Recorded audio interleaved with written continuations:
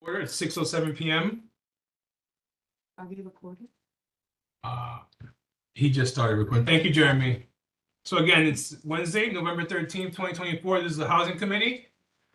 I'm going to introduce myself and go to my left. My name is Rich Reynoso. I'm the chair of the Housing Committee. Dewan Jones, a member. Javier Aguirre, member. Juanita Ranzel, co-chair. Excellent. We're going to go down to reading the conduct statement. Community Board 11 meetings must be held in a professional, hostile-free environment. The following rules of conduct are applicable to members of the public, Community Board 11, and Community Board 11 staff. Any action or behavior that disrupts or interferes with Community Board 11 business will not be tolerated during any Community Board 11 meeting and may result in the individuals being asked to leave. If the action or behavior continues, this may be considered disturbing the peace and the appropriate authorities may be summoned. If the meeting is held remotely, the person may be muted or expelled for the remainder. Repeated violations by the same person or group of people may result in further action by the community board. All public speakers must address the full board or the committee with their concerns. Electioneering for a position other than an officer of Community Board 11 is prohibited. Engaging in acts of violence, including threats, are grounds for immediate suspension of the right to attend meetings, pending review by the Ethics and Disciplinary Committee. Respect the equality, diversity, and privacy of all persons by respecting and valuing differences of culture and opinion. Please refrain from unpleasant and disparaging remarks and other actions. Abstain from all forms of harassment by actively discouraging it. Disseminating false information is prohibited. And that is our conduct statement. Review meeting minutes. We're behind. I know we owe September and October, and that's on me. I'm promising to give them by the board meeting in a week or so. So I'll have that. I'll take the task of writing them up. So we'll have September and October. Rich will do that. And if we could all help taking minutes today, that'd be great. Just take notes and I'll collect them. Okay. For after the meeting. Okay. Any questions? No? No. All right. We're gonna go into the next topic, which is the AMI discussion. We originally had a panelist planned for a combined meeting with land use, but they had a conflict for today. So that's why we're just holding the housing meeting today. And instead, we're going to talk about AMI. Area median income. It's something that has come up a bunch of times when talking about new developments in the community. What is it? What is affordable housing? What does it mean? Et cetera, et cetera. Developers think it means one thing. Tenants and tenant associations think it means something else. So what we're going to do today is we're going to figure out what AMI means really, according to New York City. I'm going to share the screen. Okay. Do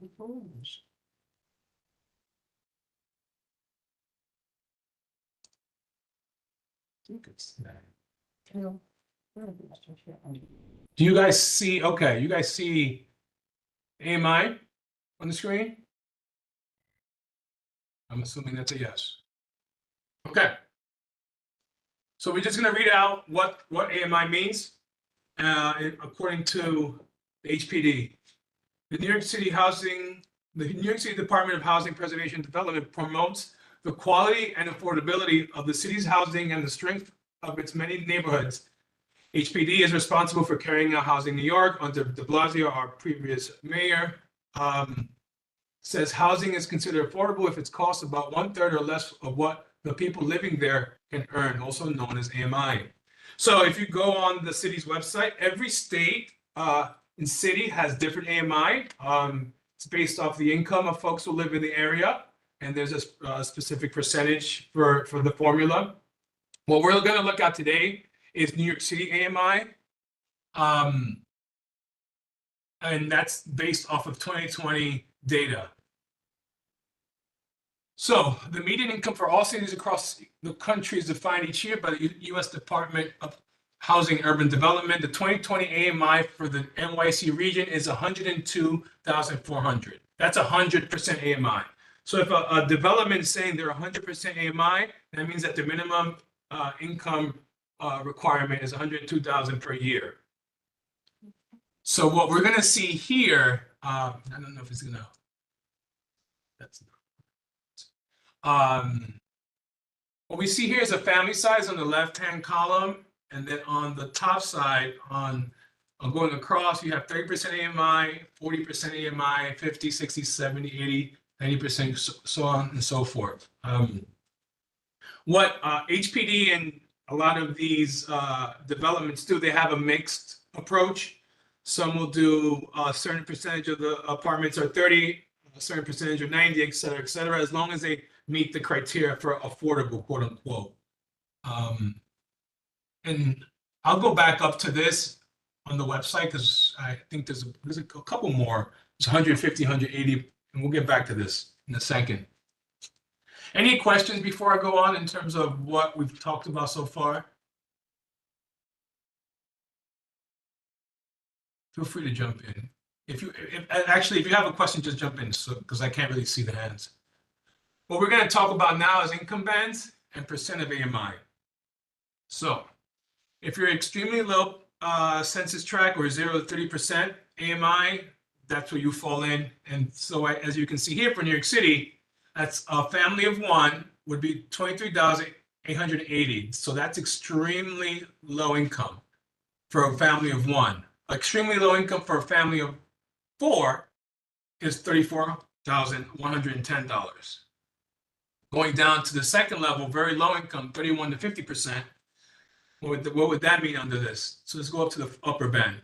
That one person making 39,800 would be considered very low income. So 39,800 is the upper band for very low income in New York City. Right. So if you want to, do the formulas in your head, this is exactly what the definitions mean. Moving down to low income, 51 to 80%. Let's shoot to 80%. So 80% AMI for New York City in 2020 for one person is 63,680. So one person at 80% AMI, or rather low income. So low income is labeled as 63,680 at 80% AMI, but one person looking for an apartment. Okay, let's say for a family of four, that would be 90,960, and so on and so forth based off of this chart. Moving down to moderate income, 81% to 120%. Let's just shoot right up to 120, the upper band, because a lot of folks in development shoot straight up to the to satisfy their requirement. They'll go up to the band that's highest. So one family, one person at 120% is 95,520. So again, that's 95,520 for one person at 120% AMI, which is considered moderate income. Yeah, and this is why I wanted to talk about this.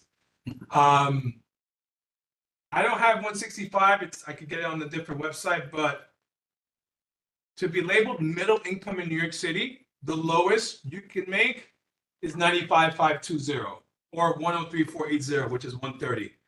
You see the chart here. So that's the lowest you can make to be considered middle income.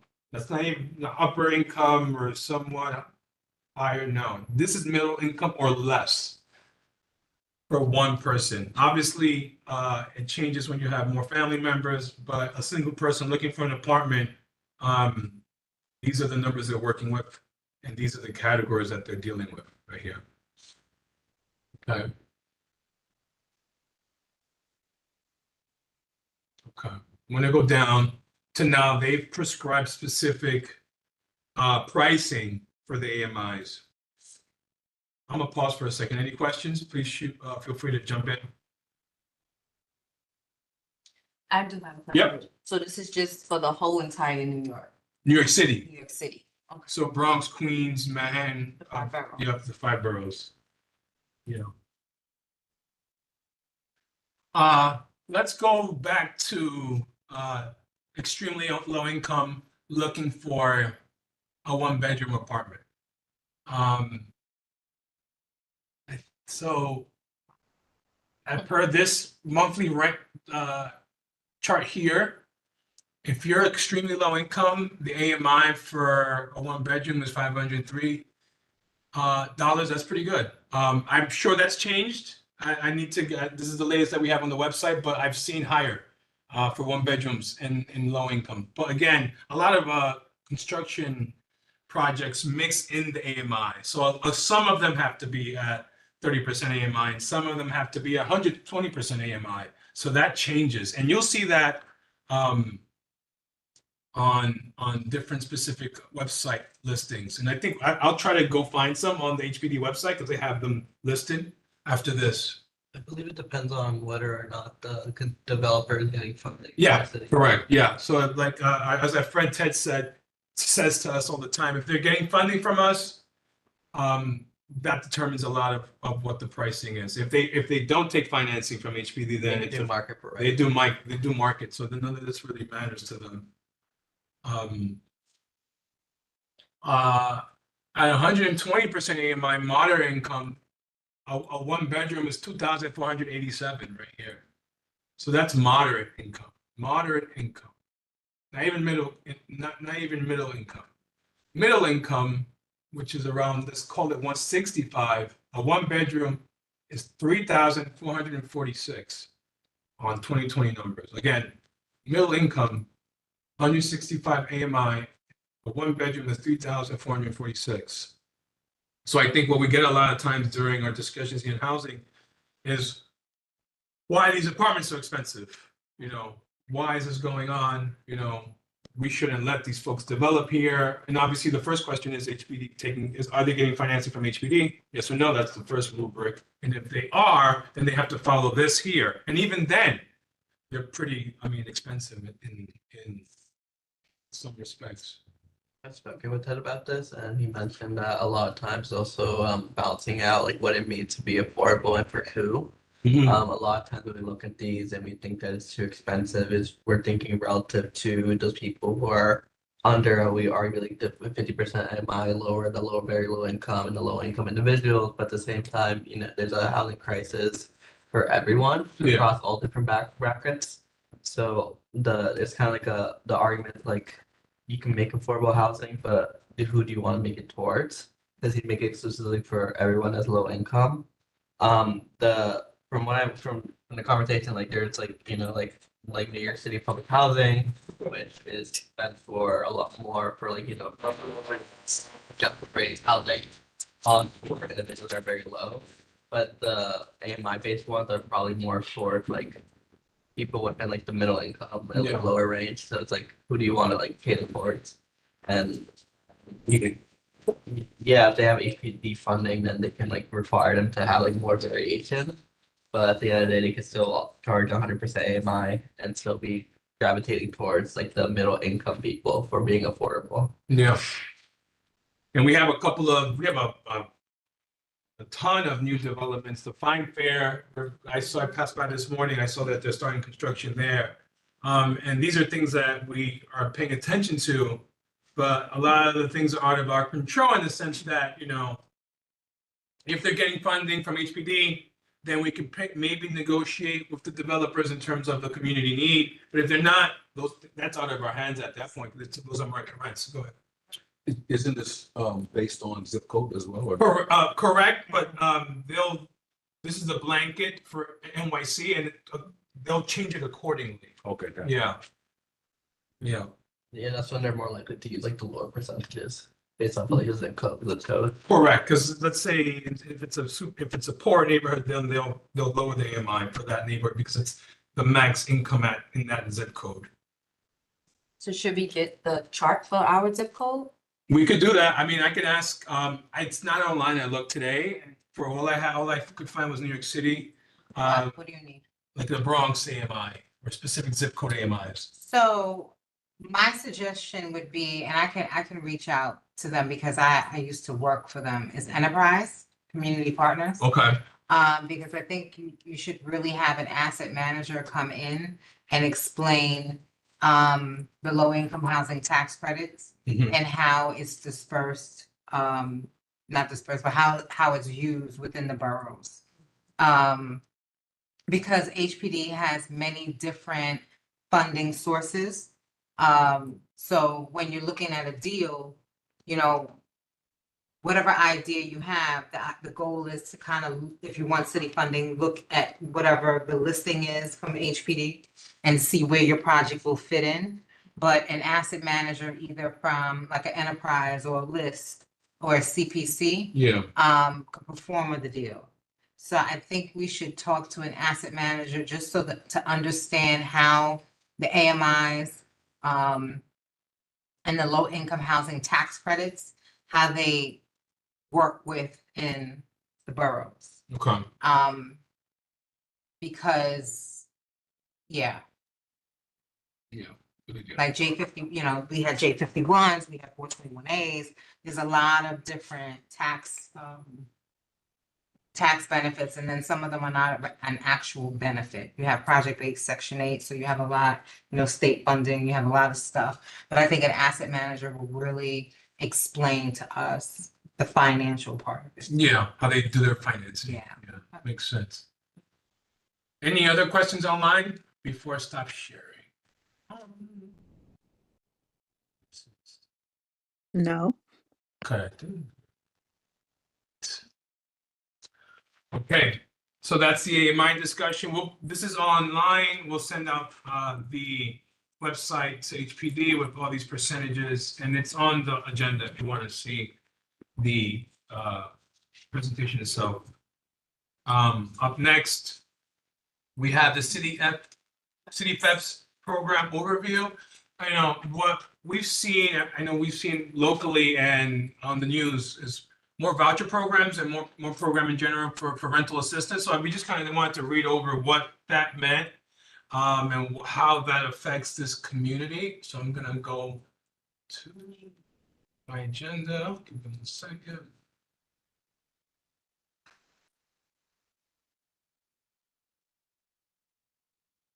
Okay. And I'm going to share my screen, everyone. Hey, Malcolm. All right. Can you guys see my screen? I'm assuming yes. All right. Yeah. So, all right. Thank you. Perfect. Thank you. So we just wanted to kind of give an overview of this program. I know a lot of buildings are now taking these vouchers, and it's up and coming. Obviously, it's a good thing. It's a bad thing. It's whatever folks feel it is. We want to give a definition to what we're dealing with as a community. So the City FEPS program, per this document, it's a rental assistance program, and it's for those folks, New Yorkers, who are having housing issues or have a risk of losing housing. It's a rental assistance program to help individuals and families find and keep housing. It is administered by the Department of Social Services, which includes both the Department of Homeless Services and the Human Resources Administration. Only DSS can determine your eligibility for the program. Your eligibility is based on a number of factors. The information below provides basic guidance and how eligibility is determined.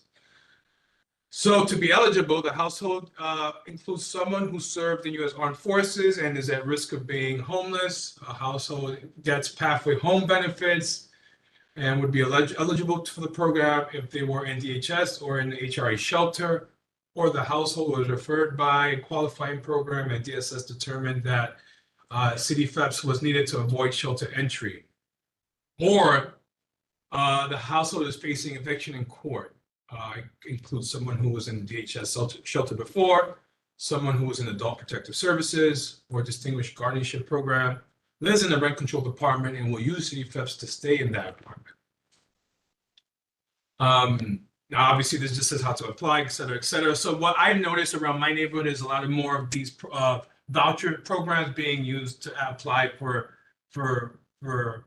to be tenants and to use to rent out apartments. And I know it's been controversial. And so I wanted to kind of quickly discuss how folks feel about folks using these vouchers and this system to kind of get apartments and move off the street. You know, some landlords will think it's controversial because, you know, there are articles obviously, and there are rules saying that if you discriminate against folks, that's obviously the landlord gets in trouble. So it's tough because folks need to get housing, and you know, on the flip side, landlords don't want to rent to these folks. It's from what I've heard. So just wanted to open up the discussion. For me, a lot of my clients have city fellows. Oh, they do? Yeah, Okay. and it's very difficult Yeah. finding a realtor or a landlord to accept this voucher. They really don't want to deal with the headaches of if something happens with the person's maybe income or something, you know, where they can lose the voucher. They really don't want to use City Phelps, or they're not really educated on what City Phelps is. So a lot of my clients have been waiting for a year or two Oh, really? just to find something that, you know, that they like, that seems suitable. So they have the voucher ready to go. Folks are not accepting them. Mm-mm. Or if the ones that they are accepting it, it's not, the quality of the unit may not be really a good quality of, you know, for the person that wants to move in.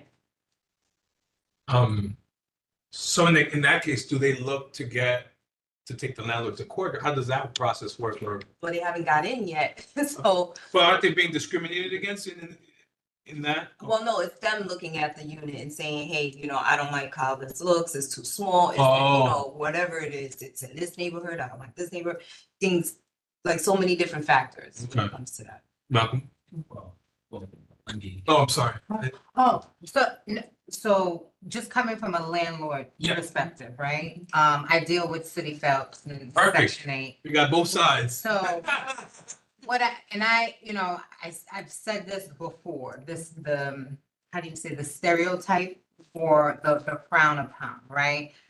But this also goes to a lot of the landlords, you're right, they don't want to rent to City Phelps, but it's not because of that.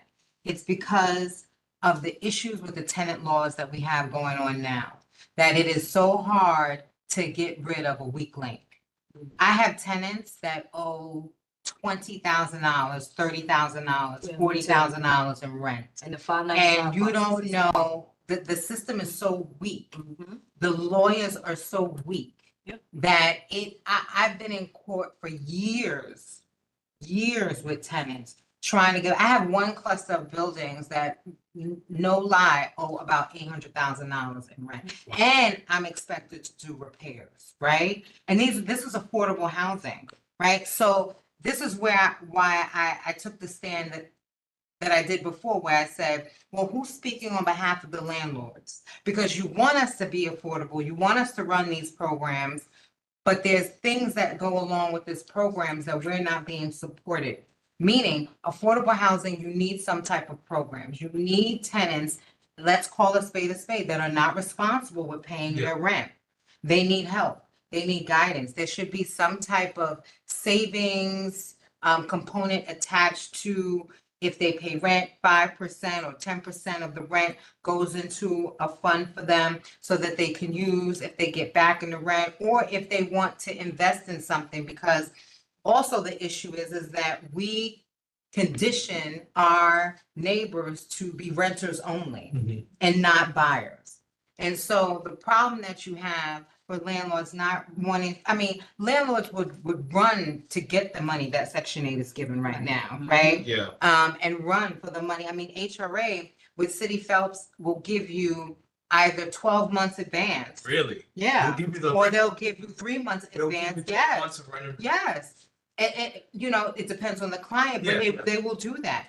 But it's not that. It's the fact of, if I have a shady tenant that comes in one way, and then all of a sudden I find out that, you know, they're drug dealing, Yeah. or the company they're keeping, there's issues, or you're causing a nuisance to my building, and I have 311 and I have all these reports. What is the court doing for me? Because I'm spending more money with lawyers Then actually getting. than actually, so it's not worth it for me. Mm.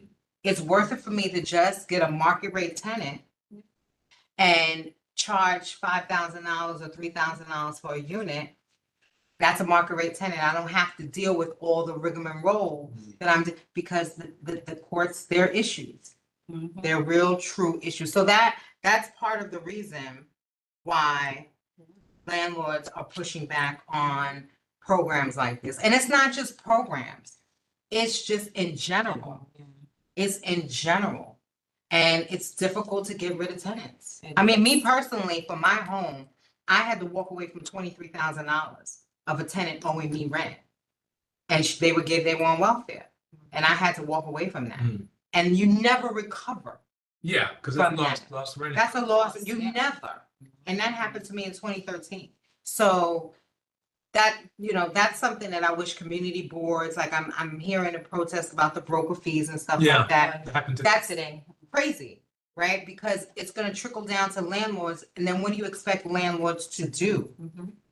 So when it comes to housing court and the laws, I wish we had a committee or something that would take that on to really start challenging and pushing back. Because if you want to help the community, it's not one way. It has to be balanced, and it's not. Thank you for that. That's helpful, really. I agree with Wendy. At work, I'm in the process of evicting two clients too, one on 40,000, and I've been going through this for at least 6 months now, because every time there's an adjourned date, it's an adjourned Yeah. date, it's an adjourned date. And then, of course, the company's gonna lose that money once the eviction, whenever that will happen, happens. So Yeah. it's a catch-22. It's tough. Malcolm?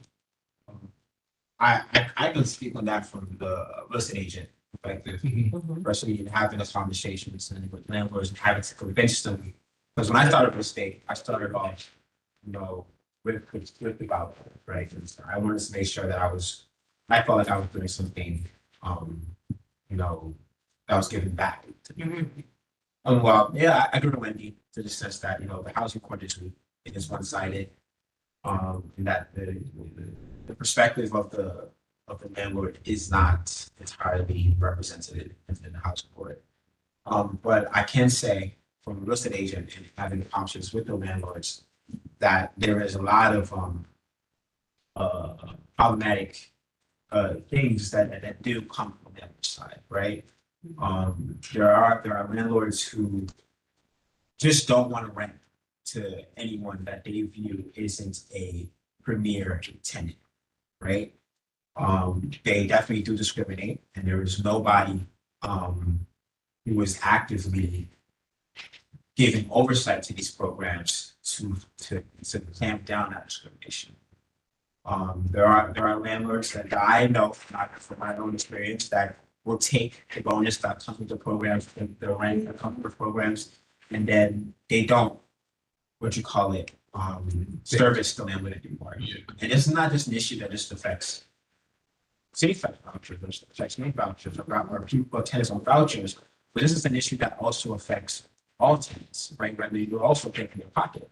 There are a lot of slumlord landlords out there that don't do their job. They don't take care of the units. They don't check in on the units. They don't put on the heat when the heat should be on, and issues like that.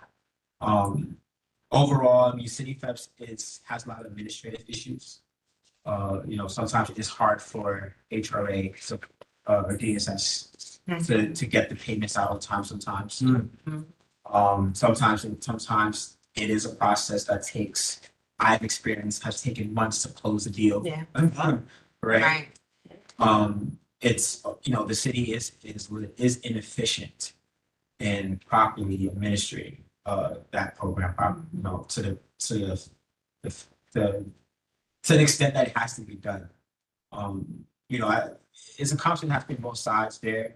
Overall, I understand, like, it helps to get people out of the shelters, but it does it in a way that needs more oversight.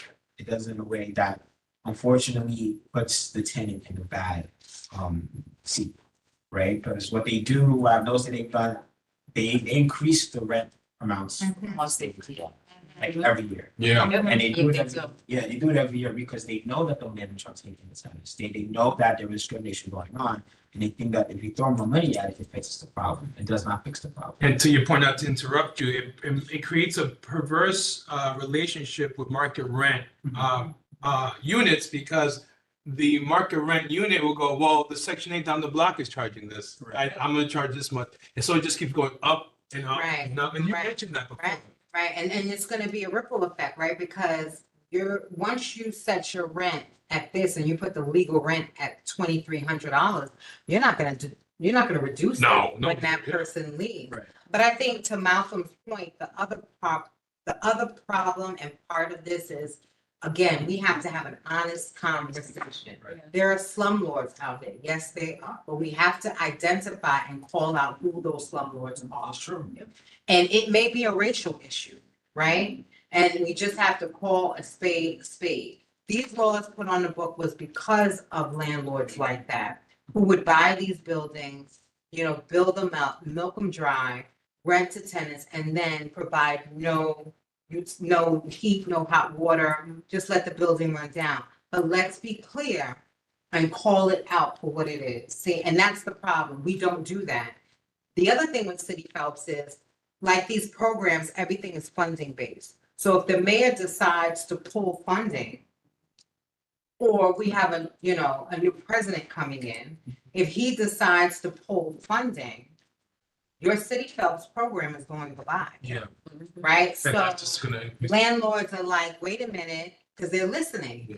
Is this money legit, right? I'm signing this 2-year lease with this tenant. True. Who's to say in year 2, I'm gonna be able to get money from the department because this program that may not exist. Remember Work Advantage?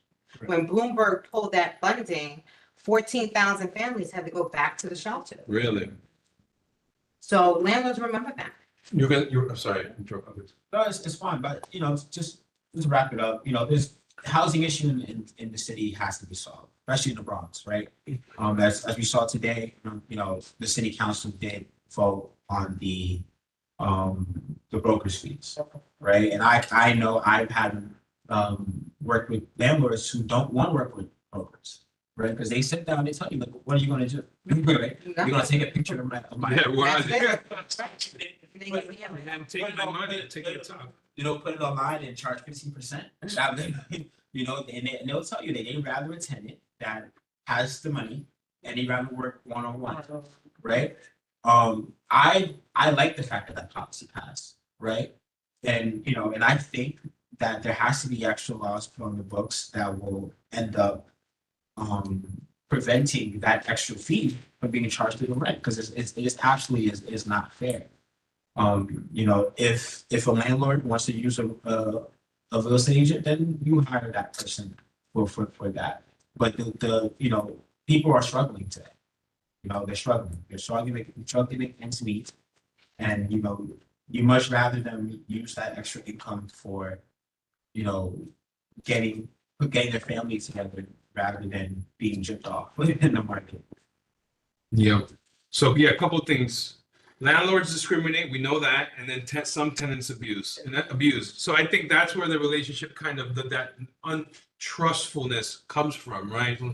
We know that some landlords are abusing the system. We know some tenants, hey Jeremy, some tenants are abusing it. Appreciate it. And then the courts take too much time and they're not organized. Because 6 months, you said that It takes 6 Years- months to a year, to years. to years to get money, and some folks to squat, Yeah. things. There's a ton of problems. I think oversight, like you said, is probably what's needed the most. Just get an independent body to oversee these things, because at our current rate, no one's going to be able to afford New York City, right? Like, right? Well, that's the thing. No, we can't. That's why everyone's moving up here, but then we're not going to be able to afford. That's our conversations. We chose AMI in this conversation because we had that fine for coming up, and I remember that meeting like it was yesterday where everyone was just yelling about AMI, but the AMI is a formula based off of income and whatever the market rents are in the locations. So in a couple of years, no one's going to be able to afford our zip code. by the looks of it. And we need to understand why, and this is why. We have voucher programs coming in that are boosting the rent, good or bad. And then we have AMI that's just dependent on the developer, whether they're using financing from HPD or not. Right. Yeah. Oh, that's good. Any questions from online or comments? No, not really. No. So all this stuff is online.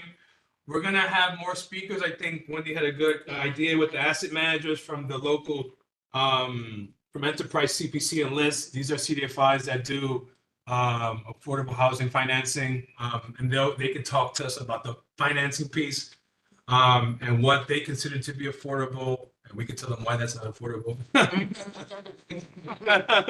But you know, they go by their own rubric and methods. So, all right, let's move back. Session. Yeah, let's go to gallery session. I don't even know if anyone registered, but let me stop sharing.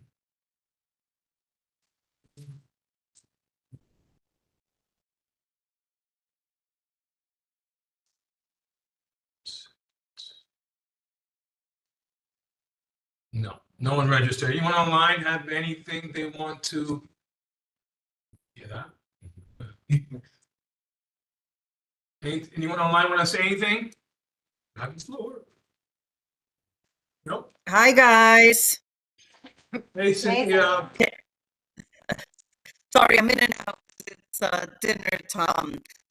I just wanted to very quickly introduce Madeline, who I think is still online. I may have mentioned it at the last full board meeting that we were going to have a second-year graduate student working with the board. So I just wanted everyone to say hello to her. We may be seeing Madeline in a few meetings. So yeah, hi, Maddie. Hi, Maddie. Hi, Maddie. Hi. We're disconnected. I think. Hi, Madeline. Hello. We said hello for the record, though. Cool. Any old business? I don't think so. Any motions? We have no motions, right? We have quorum, though. Think. Yes, we did. Old business, none, right? Any new business? Hearing none. All right. Motion to adjourn. Second. All right. Anyone Good night. opposed? All right. 6:44 p.m. Good night, everyone. Good night. Good night. Stay tuned for what we have next in sanitation. Which one, wait, real quick. Okay. Log off. See you in a bit. Yeah. Okay. Bye, guys.